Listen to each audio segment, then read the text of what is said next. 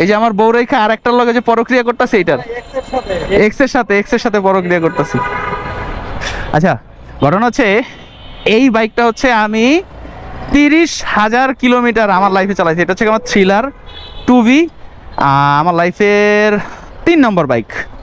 এবং এই বাইকটা নিয়ে আমি এত জায়গায় জীবনে ট্যুর দিছি বলার বাইরে। আরে জ্যাম জ্যাম জ্যাম। ওকে, আর এই বাইকটা আমার পুরো মুখস্থ, কিভাবে কি চালাইতে হবে, এই বাইক কি চায় না চায় সব কিছু আমার মুখস্থ। এই বাইকেরটা মজাই আলাদা।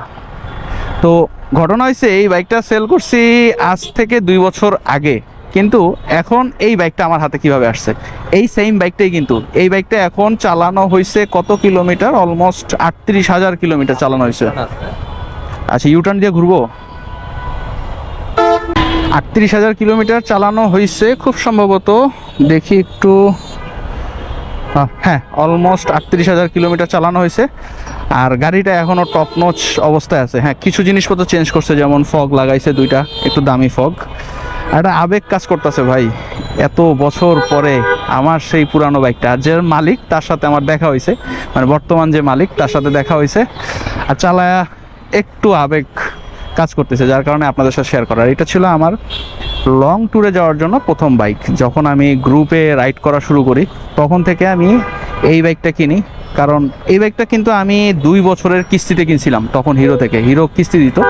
তো কিস্তিতে কেনার পর থেকে আসলে কিস্তির কেনা এই জিনিসটা অনেক আবেগপ্রবণ, কারণ যারা হচ্ছে কিস্তিতে কিনে তারাই বুঝে যে কিস্তি টানতে কত কিছু, কত জঞ্জাল, কত স্যাক্রিফাইস করে, কত টাকা এদিক সেদিক করে তারপর হচ্ছে গিয়ে কিস্তি টানতে হয়। এটা যারা কিস্তিতে বাইক কিনে তারাই জানে।